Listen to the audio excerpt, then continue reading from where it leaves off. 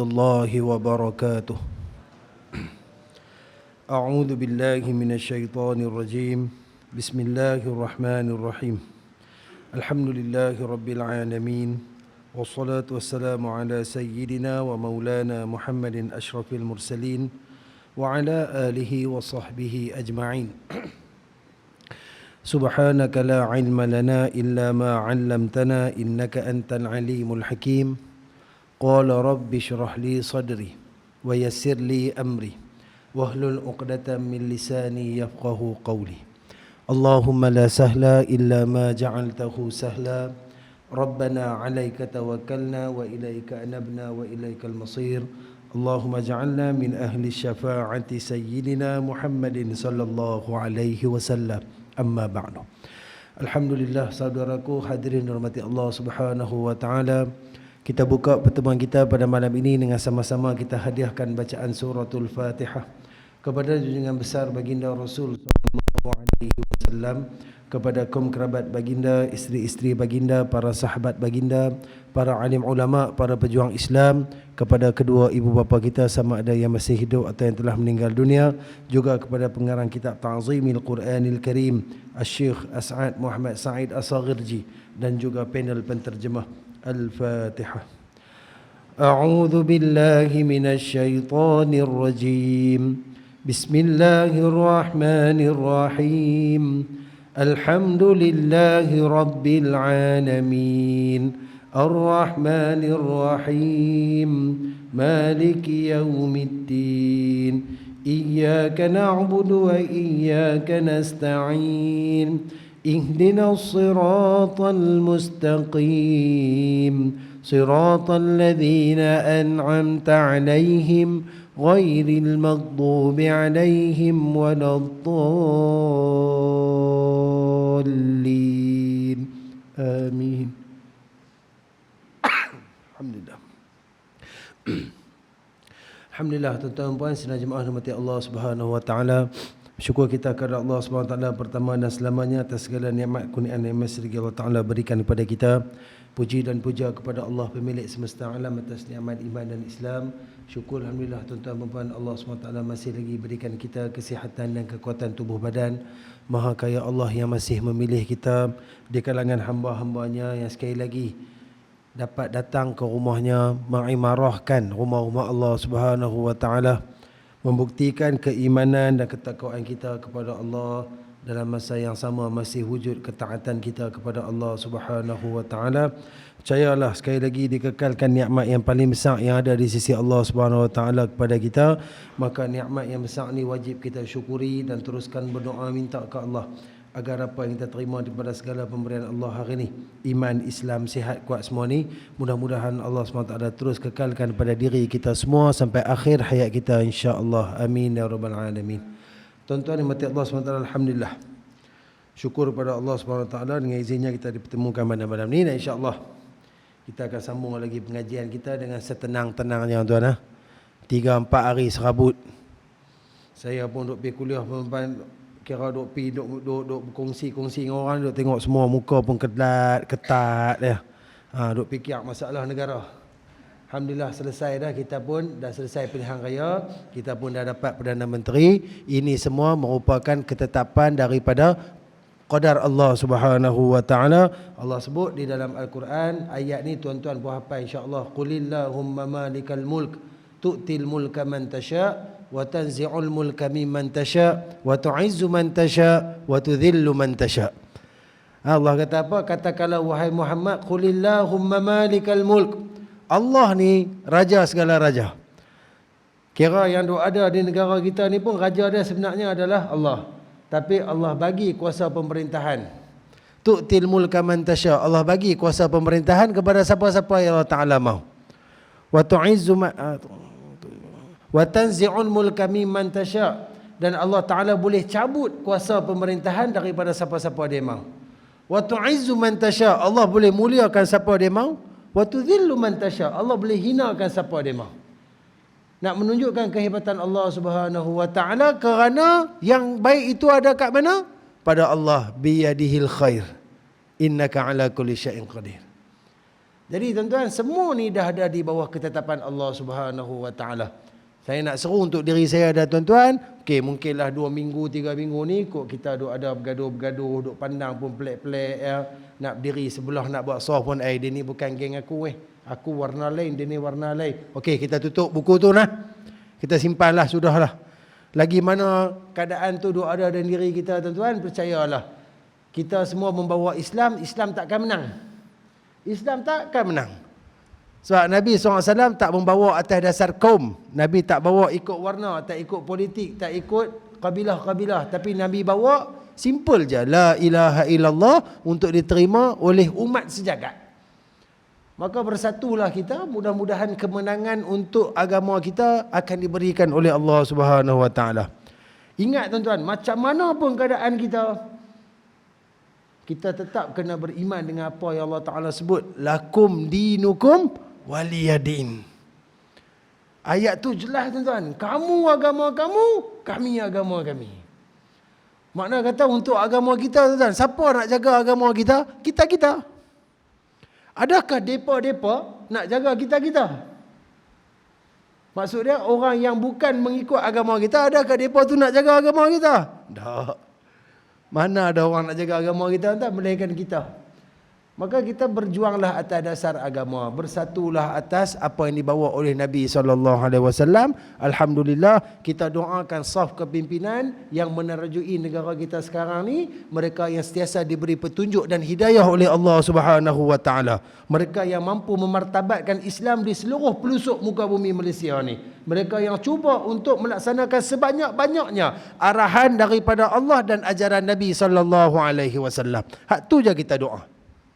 Kita tak boleh nak abad, dia ni macam ni, dia ni lah tu, dia ni jahat, dia ni, dia ada agenda tersembunyi. Walaupun ada tuan-tuan, perancangan dia adalah Allah. Kalau dia cuba untuk melakukan kejahatan, jangan harap dia boleh buat. Sebab Allah sebut, wa makaru wa makarallah, wallahu khairul makirin. Dia buat perancangan, Allah pun buat perancangan. Perancangan Allah yang terlebih baik. Dan biasanya benda-benda yang jahat, benda-benda yang batil ni, dia tetap akan kalah. Wa qul ja'al haqqu wa zahaqal batil innal batila kana zahuqa. Katakan akan datang kebenaran dan musnah kebatilan. Sesungguhnya batil itu akan musnah. Bukan saya nak habaq depa tu jahat dah. Sebab kita cukuplah. Jangan kata apa dah tuan. Lidah ni banyak sangat dah duk buat dosa. Duk kata tak habis. Suruh jadi PM baru tahu. Ingat senang lah nak jaga negara ni. Nak perintah negara bukan senang tuan. Main dengan kita pula pumpang-pumpang kot kedai kopi sambil duduk tolak buah dam terror lah. Duduk tengok kat kerusi Seri Perdana tu. Baru tahu ketak atas sampai bawah. Kan? Jadi kita nak seru, kita doakan yang terbaik untuk kepimpinan kita. Untuk agama kita, untuk bangsa kita. Mudah-mudahan bumi bertuah Malaysia akan terus berada di bawah lembayungan rahmat Allah. Di bawah pemeliharaan Allah Subhanahu Wa Taala sampailah hari kiamat nanti insya-Allah. Baik tuan-tuan dan Allah Subhanahu Wa Taala, insya-Allah pada malam ini kita masih lagi berada pada bab yang ke-26, iaitu pengetahuan mengenai kelebihan surah-surah dan tidak meninggalkan bacaannya pada waktu datang kelebihannya. Pertemuan kita bulan lepas kita dah selesai tengok pada kelebihan surah Yasin yang disebut sebagai jantung Quran. Antara surah yang kalau siapa-siapa baca dia kemudian dia mohon hajat, niat kepada Allah Subhanahu Wa Taala, mudah-mudahan hajat dan niat tu mudah diperkenankan oleh Allah Subhanahu Wa Taala. Terlalu banyak kelebihan yang ada pada surah Yasin, dan pada malam ni kita nak sambung lagi pada muka surat 100 pada kelebihan surah Al-Mulk. Surah Al-Mulk. Surah yang mana di masjid kita ni tuan-tuan, alhamdulillah, setiap kali selepas Isyak kita akan buat secara berjemaah. Tak kisahlah kalau tuan-tuan nak baca dalam rumah Allah pun boleh, tuan-tuan nak balik baca kat rumah pun boleh, tak ada masalah. Tapi harap-harap lepas kita dah tengok dengan teliti, dengan detail kelebihan surah Al-Mulk ni, maka kita akan jadi orang yang kalau boleh tak mau tinggal surah Al-Mulk. Cumanya tuan-tuan, kalau tuan-tuan ada kesempatan untuk baca di sini, tuan-tuan bacalah. Sebab di sini pahala dia lebih besar. Antara pahala yang kita akan dapat bila kita baca surah Al-Mulk kat masjid ni, pertama pahala i'tikaf kita lebih panjang. Mungkin tambah 5-10 minit lagi dengan keadaan kita baca Al-Mulk tadi. Yang kedua, kita akan dapat pahala yang mana Nabi SAW sebut satu ayat yang dibaca di dalam masjid. Kalau tuan-tuan, kita ada kitab, tak silap saya dalam bab 3 kot tuan-tuan. Bab 3 ke bab 2? Tuan-tuan nak cari juga. Okey, pada bab 1 muka surat 10 saja yang ada kitab, kita buka muka surat 10, kita buat revision sikit. Ya? Rasulullah SAW datang kepada kami ketika kami berada di Sufah dan bertanya, siapa di antara kamu yang suka pergi ke pasar Buthan dan akik setiap hari dan membawa pulang 2 ekor unta betina dari jenis yang baik tanpa melakukan satu dosa ataupun memutuskan silaturahim? Kami menjawab, setiap daripada kami akan menyukainya. Lalu Rasulullah SAW bersabda, apabila seseorang pergi ke masjid dan mengajar atau membaca, pergi ke masjid, mengajar atau membaca 2 potong ayat daripada Quran adalah lebih baik baginya daripada 2 ekor unta betina. 3 ayat lebih baik daripada 3 unta betina. 4 ayat lebih baik daripada 4 ekor unta betina, dan mengikut bilangan-bilangan ayat yang dibaca. Maksud dia tuan-tuan, kalau kita baca surah Al-Mulk 30 ayat, betul? Kita akan dapat pahala huruf Quran tu dapat dah. 1 huruf 10 dapat dah. Dan dia akan dapat pula ekstra bonus. Siapa baca dalam masjid 1 ayat, 1 pahala yang bernilai lebih besar daripada harga seekor unta betina. Unta betina pada zaman Nabi SAW yang Nabi sebut tu antara binatang yang paling mahal harga dah. Jadi kalau kata kita boleh baca di sini berjemaah tuan-tuan 30 ayat, kita dapat pahala ekstra yang nilai dia lebih daripada 30 ekor unta betina. Kalau nak kira harga tuan-tuan, harga unta yang kadang-kadang ada juga kan, bila main korban sekali-sekala di Malaysia 1-2 tempat dia bawa masuk unta. Hak main pada Australia apalah, tu pun 15 ke 20 ribu. Hak tu kira orang panggil unta bodoh lah. Serupa kambing kacang kita ni lah, hak kecil tu kan. Dia kalau dapat bor baru sedap. Hak unta duk main ni biasa tuan. Hak unta yang Nabi SAW sebut ni, harga dia berada lebih kurang nilai 25 ke 30 ribu. Kita ambil habis murah lah kata 25 ribu. Kali dengan 30 kan. Kalau kita nak bagi gambaran dalam bentuk wang, berapa ratus ribu duit yang kita dapat daripada pembacaan surah Al-Mulk. Cuma duit tu kita akan claim di akhirat nanti. Dalam bentuk pahala. Maka teruskan baca. Kadang-kadang bila kita duk buat benda-benda ni, orang kata apa? Ni bid'ah. Nabi SAW tak pernah buat. Pasal apa kita buat? Bawa keluar hadis tadi. Ni Nabi habaq siapa-siapa pergi masjid baca atau mengajar. Salahkah kami baca? Nabi habaq pergi baca, dapat pahala lebih besar. Bukan kita tak ada dalil. Bukan kita tak ada pembuktian. Sebab benda ni disuruh oleh Nabi SAW. Sebab apa saya tekankan benda ni awal-awal? Sebab ada 2-3 tempat yang duk buat baca Al-Mulk ramai-ramai ni, ada seorang 2 yang duk pergi tanya benda ni. Benda ni bukan kata bina'ah ke? Mana ada Nabi SAW buat dengan sahabat baca ramai-ramai? Oh, parah buat-buat ni. Suruh mengaji tak mau, kira nak agi orang baca 1 helai 2 helai kita, kemudian terus nak abang orang tu betul tak betul. Kita bukan mau macam tu tuan. Sepatutnya bila kita mengaji bertambahlah ilmu kita. Jadi saya nak tunjuk kat tuan-tuan dalil. Tuan-tuan nak buat Yasin malam Jumaat ke, tuan-tuan nak buat Mulk ramai-ramai ke, apa saja bacaan dalam Quran ramai-ramai dalam masjid, itulah dalil dia. Sebab kita nak mengejarkan pahala yang besar daripada Allah Subhanahu Wa Taala. Baik tuan, kita tengok kelebihan surah Al-Mulk. An Abi Hurairah anin Nabi sallallahu alaihi wasallam qala, inna surata minal Qur'ani 30 ayatan syafa'at li rajulin hatta ghufira lahu wa hiya suratu tabarakalladzi biyadihil mulk. Atau kama qala sadaqa Rasulullah sallallahu alaihi wasallam, yang bermaksud daripada Sayyidina Abu Hurairah radhiyallahu anhu bahawa Rasulullah sallallahu alaihi wasallam bersabda, sesungguhnya satu surah daripada Al-Quran mempunyai 30 ayat yang memberi syafaat kepada pembacanya sehingga dia diampunkan dosanya. Ia adalah surah Al-Mulk. Tabarakalladzi biyadihil mulk. Berdasarkan hadis ni, apa yang diterangkan oleh Nabi SAW, suratul Mulk mampu mengampunkan dosa-dosa kita, mampu menghilangkan segala kesalahan yang kita lakukan kepada Allah Subhanahu Wa Taala berdasarkan daripada kelebihan dan syafaatnya. Jadi saya nak ambil sikit daripada luar kita pun sebelum ni kita duk ambil, nak bagi clear tuan, nak bagi faham. Baik, Surah Al-Mulk adalah surah yang ke-67 dalam Al-Quran. Surah ini tergolong dalam surah Makkiyah. Maksudnya surah ni turun di Mekah. Dia ada Makkiyah, Madaniyah. Madaniyah turun di Madinah. Terdiri daripada 30 ayat.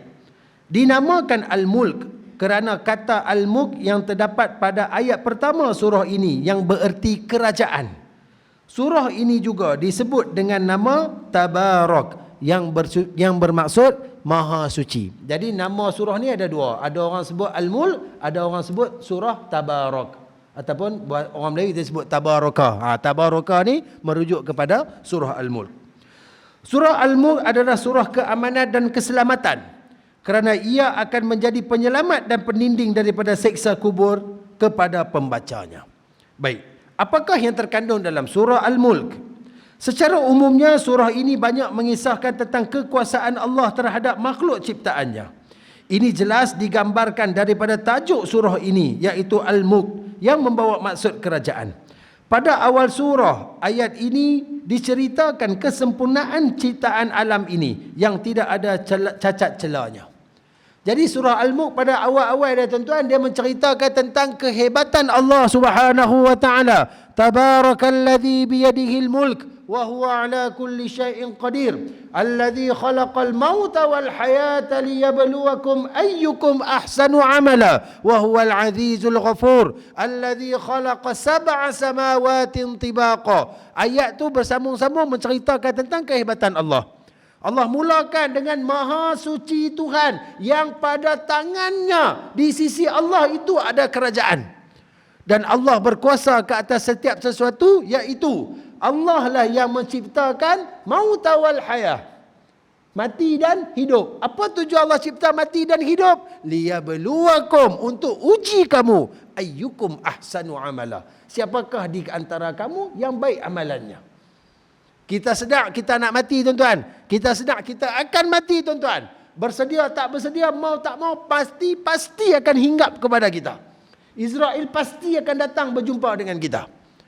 Maka mati itu merupakan satu ujian. Sebab orang yang ingat mati, maka dia akan berusaha untuk melakukan ahsanu amala.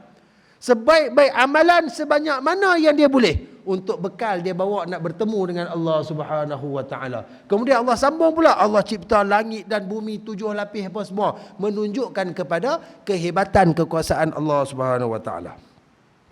Allah telah menciptakan alam ini daripada awal, yang tiada apa-apa kepada yang ada, dan seterusnya menjaga alam ini dengan penuh kesempurnaan. Allah berkuasa menciptakan dan mematikan sesuatu menurut kehendaknya. Maka apa yang ada di sini tuan-tuan, dari segala bentuk ciptaan Allah, semuanya sempurna. Hari ini pasal kita nampak bumi ni masalah. Sat-sat gempa bumi, sat-sat banjir. Sebab Allah ada highlight dalam ayat yang lain. Bukan dalam surah Al-Mulk, dalam ayat yang lain. Zaharal fasadu fil barri wal bahr bima kasabat aydin nas. Telah zahir kerosakan di darat dan di lautan dengan kerosakan yang dilakukan oleh tangan-tangan manusia. Allah buat bukit elok-elok, pi kerak, pi buang, pi gondoi. Elok-elok ada hutan dia nak jadi tempat nak apa, ayak tu boleh lalu elok bertakung, kita pi tebang buat duit. Lepas tu kenalah banjir kilat dan sebagainya. Asal ciptaan ni sempurna. Kalau manusia tak kacau bumi ni tuan-tuan, dia biar apa yang ada mengikut ciptaan asal daripada Allah, nescaya tak wujud bencana di muka bumi Allah Subhanahu wa taala. Sebab Allah pasak elok dah. Allah buat jurang di lautan cantik dah. Ada darat, ada laut, ada tu semua tu tuan-tuan. Semua ciptaan Allah, tak ada satu pun yang tak ada kelebihan. Awak Allah cipta kumbang ni ya, saja kot bagi nampak cantik, bagi nampak ramai. Tak. Setiap ciptaan Allah pasti ada sebab dia. Pasti ada hikmah kelebihan dia. Tu yang Allah nak terangkan dalam surah Al-Mulk. Beberapa ayat yang seterusnya mengisahkan tentang azab di neraka. Yang mana setiap kali sekumpulan manusia dicampakkan ke dalam api neraka, malaikat penjaga bertanya, apakah belum datang orang yang memberi peringatan kepada kamu? Mereka menjawab, ya, tetapi kami mendustakannya. Bila Allah cerita tentang kesempurnaan Allah, kemudian Allah masuk pula tentang ayat azab. Kan? Balil ladina kafaru bi rabbihim adzabu jahannam Bahkan orang-orang yang kufur kepada Tuhan, mereka akan diazab dengan Jahannam. Wa bi'sal masir, itulah seburuk-buruk tempat perakhiran mereka. Dan selepasnya dia ceritakan tentang azab. Iza ulqu fiha sami'u laha syahiqa wa hiya tafur takadu tamayyazu minal ghaiz kullama ulqiya fiha faujun sa'alahum qazanatuha. Semua ayat tu dia cerita tentang azab Allah Subhanahu wa taala, menggambarkan bahawa kalau hari ni kita kufur dengan apa yang Allah beri kepada kita, tuan-tuan, dari segi nikmat tempat tinggal, dari segi kesempurnaan dan sebagainya, maka kita akan diazab oleh Allah Subhanahu wa taala. Sebab tu tuan-tuan, berkenaan dengan politik, saya cakap awal-awal tadi tuan-tuan, dah kita tutup buku dah tuan-tuan. Tutup buku. Rapatkan soft kita. Kembalikan silaturahim kita. Sebab kalau kita masih lagi duk bunyi tuan-tuan, kita tergolong dari golongan orang yang tak reti bersyukur dan berterima kasih kepada Allah Subhanahu wa taala. Yang mana orang macam ni, golongan ni pasti akan diazab oleh Allah di dunia dan juga di akhirat. Dan secara ringkasnya, ayat-ayat yang berikutnya berkisarkan kuasa Allah yang mengetahui perkara yang disembunyikan, berkuasa menciptakan burung yang terbang di angkasa, dan yang berkuasa memberi dan menahan rezeki kita. Allah amatlah murka terhadap mereka yang mendustakannya, walhal telah jelas bukti kewujudan dan kekuasaannya. Allah sebut, awalam yarau ila tair, tidakkah kamu melihat kepada burung safatin wa yaqbid, yang mengepakkan sayapnya, ma yumsikuhunna illa rahman. Siapa yang mampu memberhentikan kepakkan sayapnya melainkan Allah yang Maha Pemurah. Allah atok tuan-tuan, bagaimana ada makhluk yang duduk di udara, ada makhluk yang melata di bumi, ada makhluk yang hidup di dalam air. Semua tempat, walaupun kita tak rasa tempat tu kita boleh duduk, tapi ada makhluk boleh duduk. Dalam air kita tak boleh duduk, dalam udara kita tak boleh berada, tapi ada makhluk lain yang berada di sana. Dan Allah bagi tahu semua itu berada di bawah pengetahuan dan kekuasaan Allah Subhanahu wa taala. Kita tak mampu nak menghentikan walaupun satu kepakan daripada burung seperti mana yang disebut oleh Allah Subhanahu wa taala. Sebab tu Allah marah kepada mereka yang tak reti nak mensyukuri segala nikmat pemberian Allah. Orang ini dikategorikan sebagai orang yang sombong, berlagak. Dia ni hamba, dia ni lemah, dia ni tak ada apa. Tapi keadaan dia seolah-olah dia ni lebih daripada pencipta. Memang benda tu mengundang kemurkaan yang besar daripada Allah Subhanahu wa taala. Surah ini ditutup dengan satu pernyataan yang harus kita renungi bersama pada ayat yang terakhir. Qul ara'aytum in asbaha ma'ukum ghaura faman ya'tikum bima'in ma'in. Katakanlah wahai Muhammad, terangkanlah kepadaku, jika sumber air kamu menjadi kering, maka siapa yang akan memberimu air yang mengalir? Allah suruh kita fikir, tuan.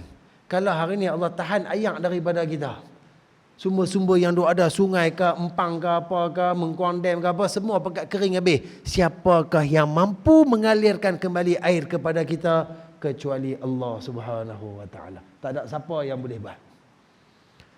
Maka segala kontrol yang ada di muka bumi ni tuan-tuan, pusat dia semua di bawah pemerintahan Allah Subhanahu wa taala. Kita ataupun geng-geng kita baru dapat satu parlimen, baru dapat satu negeri, baru dapat satu negara, jangan bongkak. Jangan sombong belagak, jangan dabik dada, bahkan tundukkan pandangan kita. Nabi SAW dah ajak dah tuan-tuan. Bila kita dapat satu-satu kekuasaan, tawaduk kepada Allah. Bagaimana peristiwa Fathu Makkah menunjukkan tawaduknya Nabi SAW apabila Islam kembali menguasai Mekah. Nabi masuk Mekah dalam keadaan ditundukkan wajah baginda daripada penghujung kota Mekah sampai di hadapan Kaabah. Nabi hapuskan segala sumber kesyirikan daripada Tuhan yang satu. Musnahkan semua berhala. Nabi laungkan, minta si Nabi laungkan azan sebagai tanda kemenangan bahawa agama Allah telah kembali menguasai Mekah. Semua penduduk Mekah kelak tuan-tuan, Nabi memberi ucapan. Nabi bersyukur di atas pemberian Allah, dan pada kemuncaknya tuan-tuan, Nabi memaafkan semua kesalahan penduduk Quraisy yang mereka pernah buat kat Nabi SAW dan juga seluruh sahabat-sahabat Nabi dan orang Islam. Yang mereka pernah seksa, mereka pernah pukul, pernah baling taik, pernah bunuh sahabat-sahabat Nabi. Apa saja yang mereka buat. semuanya dimaafkan oleh Nabi SAW. Tuan-tuan, cerita tu bukan hanya sekadar cerita. Yang berlaku tu ada asbab dia. Allah nak kita ambil pengajaran. Nak berlagak pergi teramana, baru dapat satu parlimen, geng kami menang. Saya bukan nak pihak pada mana-mana, tuan-tuan. Tapi sudahlah, dah habis-habislah. Duk tengok dalam WhatsApp, duk tengok dalam Facebook, duk bunyi lagi. Pok yang pemimpin dia, penyokong dia, pemimpin dia berjaya mendapatkan tahta, bakal duk seronok, duk kata pula kat pok yang tak dapat ni. Pok yang tak dapat ni duk pergi balas balik. Hampa macam tu, hampa macam ni. Sampai bila? Apa yang kita dapat mengata keji, mengeji, caci, maki, tak kata apa. Sebab Allah dah habaq dah, hampa fikir asal. Kalau hari ni aku tahan ayat, mana hampa nak bicara ayat? Hari ni aku stopkan hujan, aku sedut habis semua empangan, laut dan sungai aku keringkan. Siapa nak bagi kat hampa ayat? Sedangkan ayat tu sumber hidup paling asas. Wa ja'alna minal ma'i kulla syai'in hayy. Dan kami jadikan daripada ayat tu setiap satu sebagai asas kepada untuk kehidupan. Kalau kita terperangkap dalam satu tempat, contoh kata terperangkap dalam mana-mana, kata tuan, kalau kita tak makan, tak minum, lebih kurang 3 hari kita akan mati. Kalau kita makan saja tak minum, lebih kurang 5 ke 7 hari.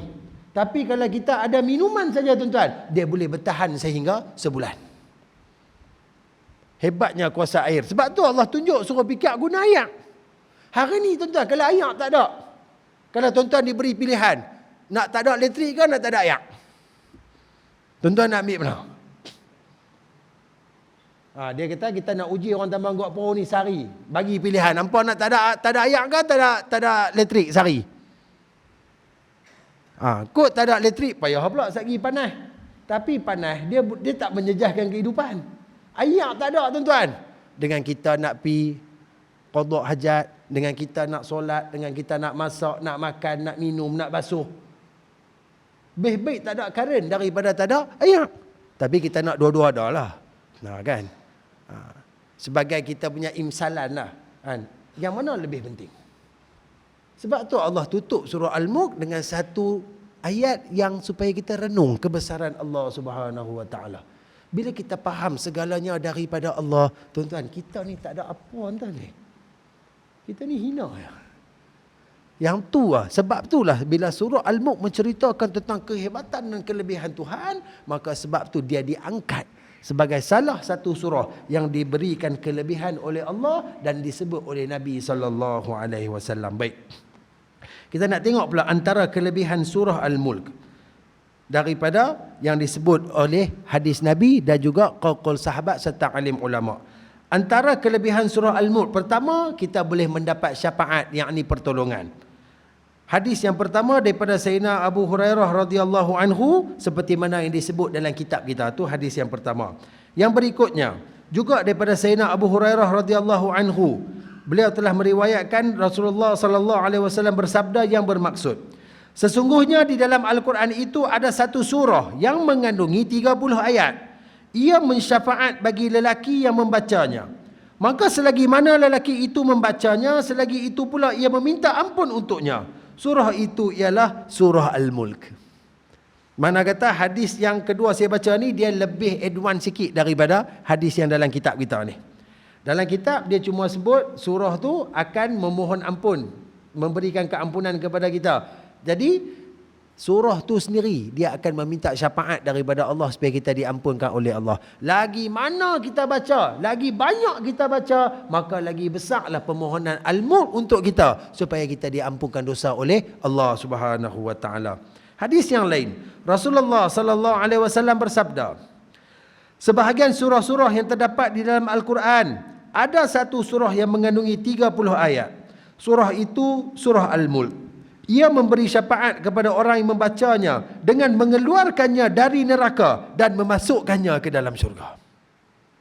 Antara kehebatan yang lain surah Al-Mulk yang kita amalkan hari-hari sebagai amalan istiqamah kita, tuan-tuan, mampu datang tarik kita keluar daripada neraka dan iring kita masuk dalam syurga Allah Subhanahu Wa Taala. Saya yakin tuan-tuan yang mana selalu duk baca Al-Mulk ni, insya-Allah hafal dah kot. Kok kalau kata tak boleh nak hafal pun, orang sebut perkataan depan dia boleh sambung lah. Duk baca tiap-tiap hari, insya-Allah lekat. Mudah-mudahan Allah bagi lekat, ingat, masuk dalam hati kita sampai akhir hayat. Yang itulah yang akan jadi perisai kita, tuan-tuan.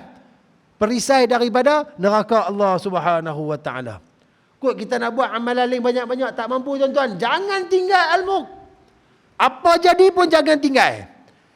Kepada orang yang memang dia berjemaah di sini, tapi dia rasa dia nak baca kat rumah. Kalau boleh baca kat rumah, dia nak baca dengan family, silakan. Dan itu terbaik. Sebab dia nak pastikan dia dan ahli keluarga dia. Kita kena jaga ahli keluarga kita, tuan-tuan. Ini arahan Allah. Ya ayyuhalladzina amanu qu anfusakum wa ahlikum nara.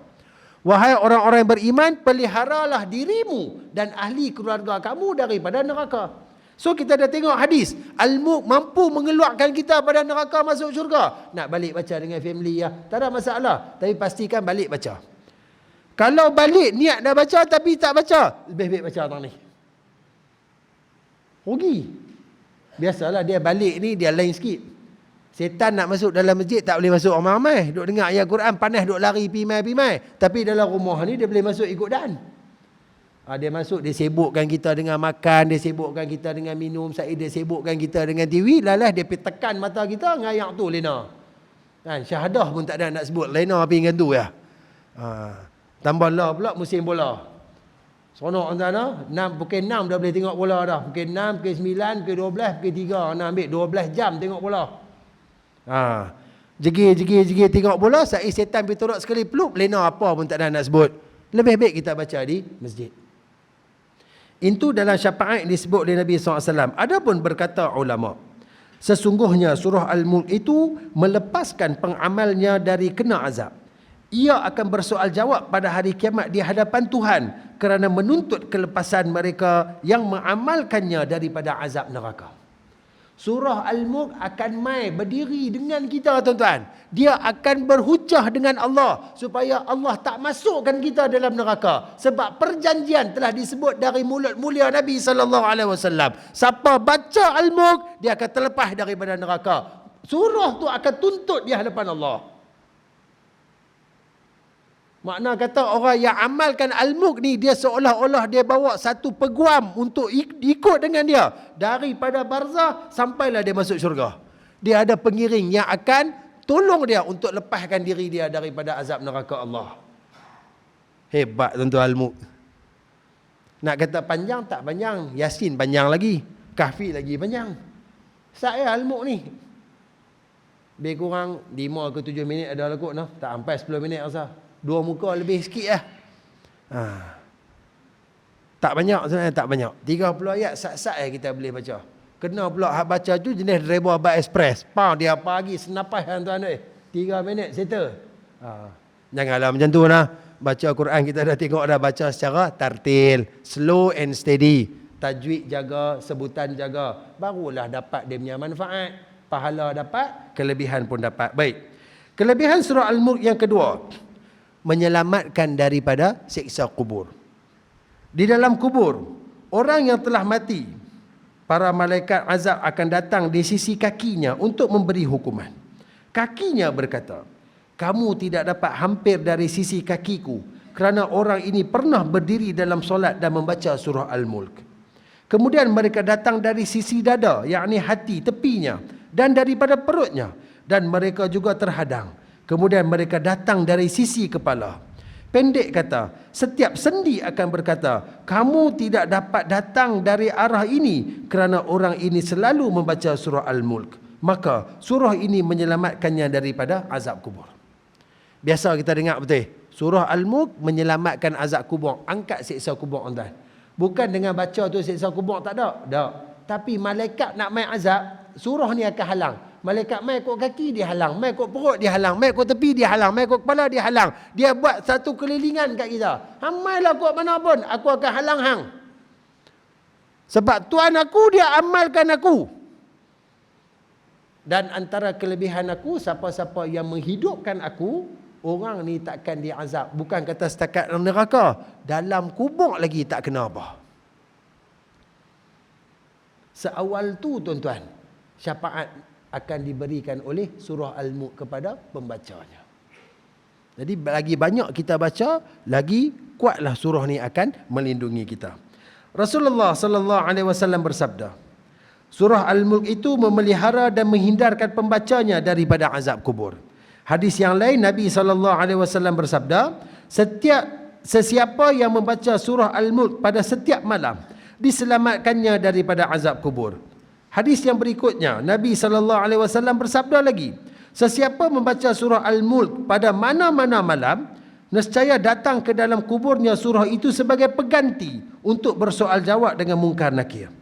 Rasulullah sallallahu alaihi wasallam bersabda juga, sesungguhnya di dalam Al-Quran ada satu surah yang terkandung 30 ayat. Surah itu adalah Al-Mulk. Ia akan datang kepada pembacanya untuk membantu bersoal jawab di dalam kubur, sehinggalah mereka selamat masuk ke dalam syurga. Okey tuan-tuan, 4 hadis daripada awal sampai yang keempat, dia makin detail. Makna kata apa yang kita faham tuan-tuan? Bila jenazah kita, badan kita mula diletakkan dalam barzah. Dah tutup, dah ada kiblat apa semua elok, kambuh. Kemudian yang mana duduk kat atas ni, yang masih hidup akan tinggalkan kita. Kemudian mungkar nakir akan mai, betul? Tuan-tuan, Al-Mulk ataupun Quran yang kita duk amal, duk baca ni tuan-tuan, dia akan datang terlebih dahulu sebelum malaikat mai. Kira kita baru-baru sedar balik dalam kubur ni tuan-tuan, duk sedar ni, tiba-tiba nampak kat ujung kaki ada satu makhluk. Hang siapa? Dia kata, hang relax. Aku ni Al-Mulk. Aku ni Quran yang selalu hang duk baca. Hari ni hang jangan takut, hang tenang ya. Aku ada dengan hang. Dia siap abang pula. Satgi ni, tunggu sat ni, malaikat on the way duk mai. Ada 2 makhluk Allah akan mai kat hang. Hang jangan takut dengan depa. Depa pun makhluk sama macam dengan hang. Depa akan tanya beberapa soalan, hang jawab dengan tenang, hang jawab. Cool ya, hang jangan takut apa pun. Tu. Quran tadi pula duk bagi arahan dekat kita. Duk ajak kita macam mana nak buat. Daripada situ tuan-tuan, dia duduk dengan kita sampai habis malaikat tanya, malaikat pun naik, dia akan teman kita, teman sampai kiamat. Bangun di akhirat, kali-kali dia ada sebelah pula dah. Dia akan terus bersama dengan kita sampai mana? Sampailah kita berada dalam syurga Allah Subhanahu wa taala. Bersambung-sambung. Dia sentiasa ada dengan kita. Carilah teman ni tuan-tuan. Sebab teman ni kalau dia mai kat kita tuan-tuan, insya-Allah kita akan mendapat kebaikan dan kebahagiaan. Yang tu satu bodyguard. Bodyguard ia boleh berhujah dengan malaikat. Bodyguard dia boleh berhujah dengan Allah. Kita mana tuan-tuan nak berhujah apa, tak dan nak apa, Allah panggil hisab pun Allah kunci mulut dah. Al-yauma nakhtimu ala afwahihim. Mulut tak boleh cakap lah. Nak berhujah apa? Siapa nak tolong cakap bagi pihak kita? Nak arak tangan kaki kita, depa akan cerita dosa apa yang kita buat. Tuan aku sekian-sekian hari buat benda ni yang tak elok. Tuan aku sekian-sekian buat buat benda yang tak elok. Tangan cakap, kaki cakap, mata cakap, semua cakap. So nak harap Al-Quran, Al-Mulk tadi inilah tuan-tuan yang nak menolong kita untuk berhujah dengan Allah Subhanahu wa taala. Hebat tuan-tuan kelebihan dia. Sama-sama kita amalkan. Baik, berkata Sayyidina Abdullah bin Abbas radhiyallahu anhuma, sesiapa membaca surah Al-Mulk sehingga menjadi amalan wiridnya, nescaya ia mendapat bantuan dan pertolongan dari Allah Subhanahu wa taala di dalam kuburnya. Bila azab hendak datang ke kepala, terdengar suatu seruan, tidak boleh engkau datang ke pihak kepala ini kerana ada surah Al-Mulk. Jadi kira malaikat-malaikat yang nak seksa ke apa kan tak boleh nak tempuh kita. Juga daripada Ibnu Abbas radhiyallahu anhuma, dia berkata, seorang sahabat Rasulullah sallallahu alaihi wasallam telah mendirikan khemah di atas kubur dan beliau tidak tahu itu adalah kubur.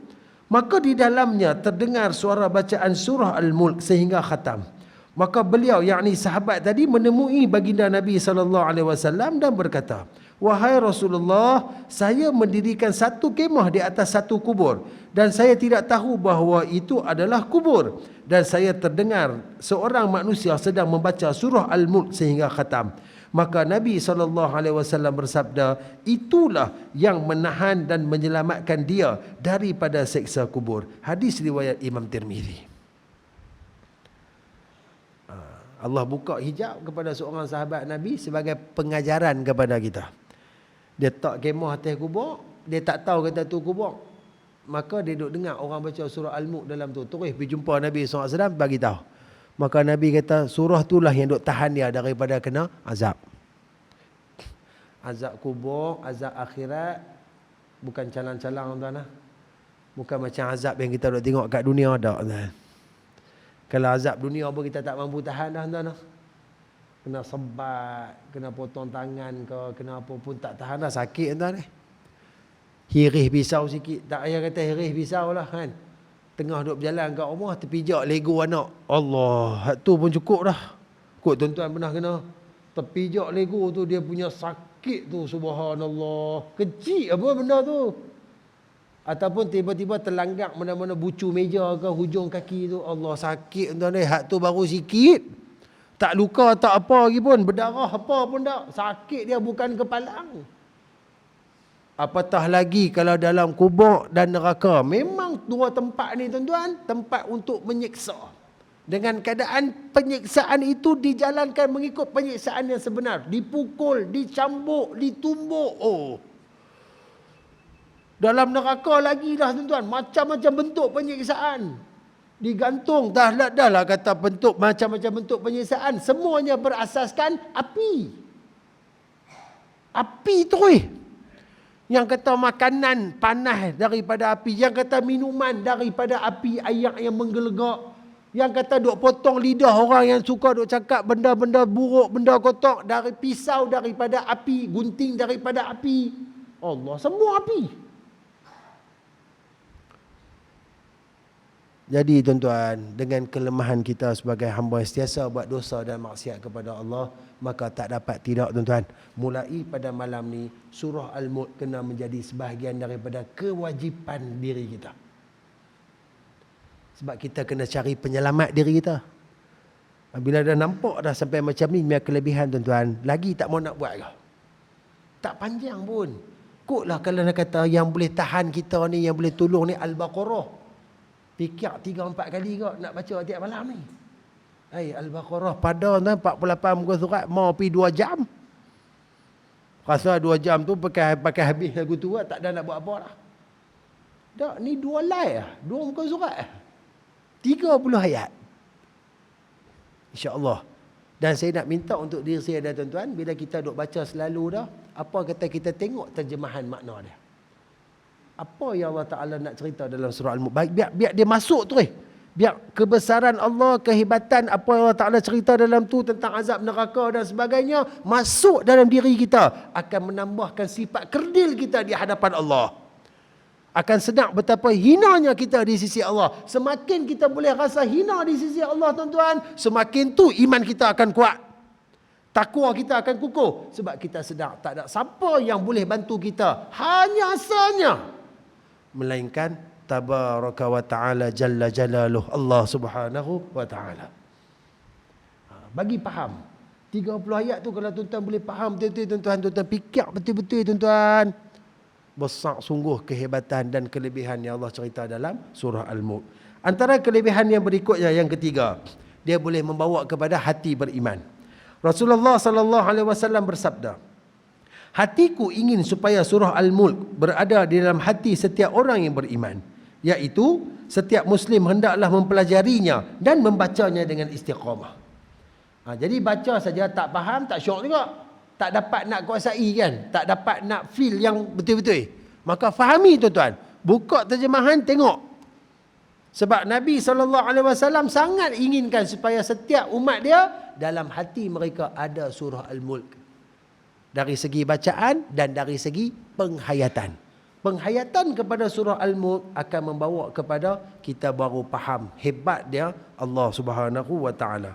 Hadis yang lain, Rasulullah sallallahu alaihi wasallam bersabda, aku sungguh gembira sekiranya orang mukmin sentiasa membaca surah Al-Mulk sehingga seolah-olah surah itu tertulis di dalam hatinya. Maksud dia baca dengan kerap. Jadikan amalan harian. Baca selalu, sehari 2-3 kali pun tak ada masalah tuan. Bacalah, lagi mana kita boleh baca.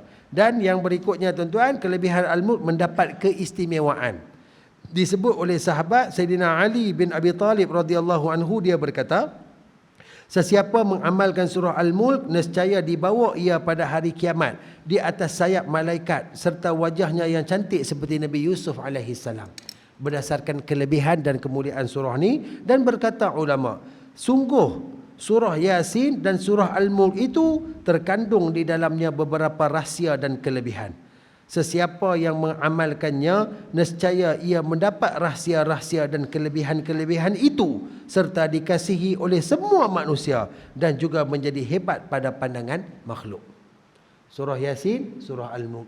Satu baca awal pagi, satu baca di waktu malam. InsyaAllah dua-dua surah ni dah duk main dah dekat mulut lidah kita, tuan. Lancak kita boleh baca. Tak lama pun tak lama. Yasin lebih kurang 15 ke 20 minit. Al-Mulk ni lebih kurang 7 ke 10 minit. Hak tu je. Jadikan amalan. Sebab dua surah ni ulama sebut ada banyak rahsia. Kita pun dah tengok dah, tuan-tuan. Yasin hari tu kan. Banyak dah rahsia.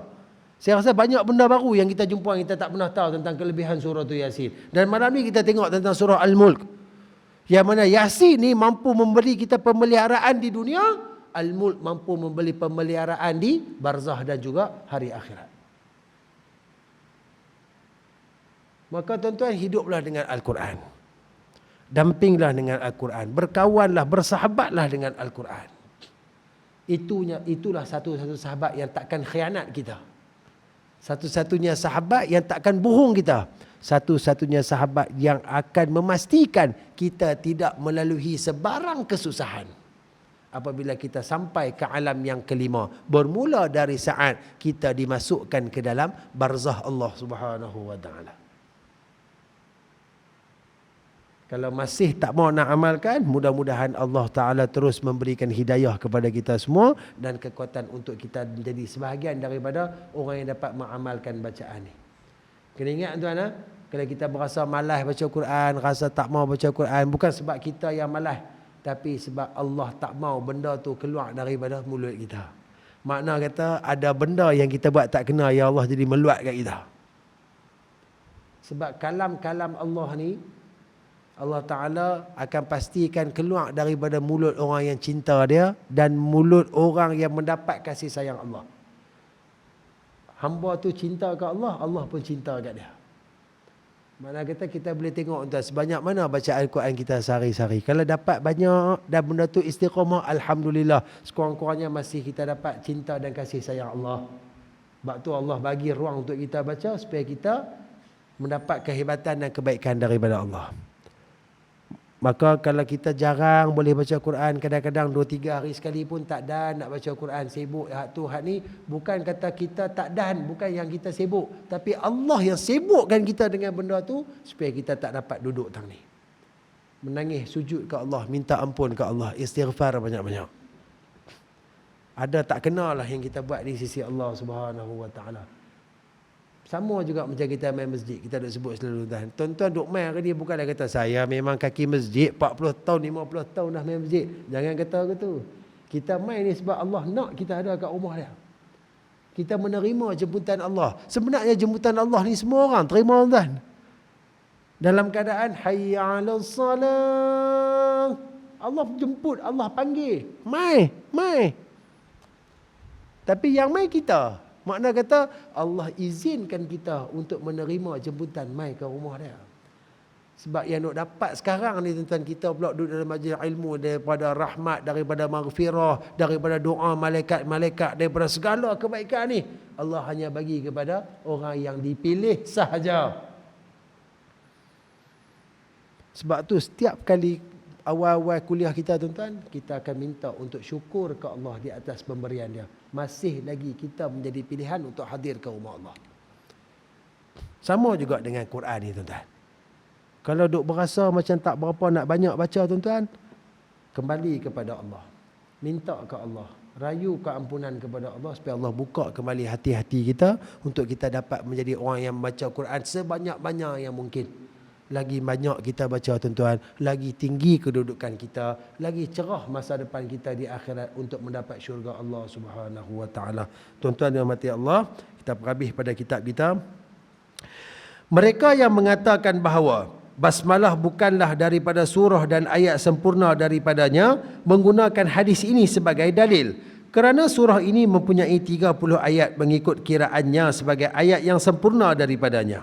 Sedangkan bahawasanya surah ini mengandungi 30 ayat yang masih belum sempurna daripadanya. Baik, kalau tuan-tuan masih ingat kita mengaji bab basmalah dulu ni tuan-tuan, kita ada 3 mazhab, 3 jenis. Ada satu mazhab Maliki, dia kata apa? Basmalah bukan sebahagian daripada ayat. Ada yang kata basmalah tu sebahagian daripada ayat. Mazhab apa? Mazhab Syafi'i, hanya pada surah Fatihah. Dan ada yang kata basmalah tu tidak dikira sebagai ayat tapi dibaca dalam bentuk perlahan. Okey, jadi untuk mazhab yang kata basmalah tak perlu dibaca dan bukan sebahagian daripada ayat, mazhab Maliki, ini antara dalil dia. Sebab Nabi sebut ada satu surah 30 ayat. Kalaulah bismillah itu, basmalah itu dikira sebagai ayat, sudah pasti Nabi akan sebut satu surah 31 ayat. Tapi Nabi sebut 30. Al-Mulk ada berapa ayat? 30. Makna kata tak masuk dengan bismillah.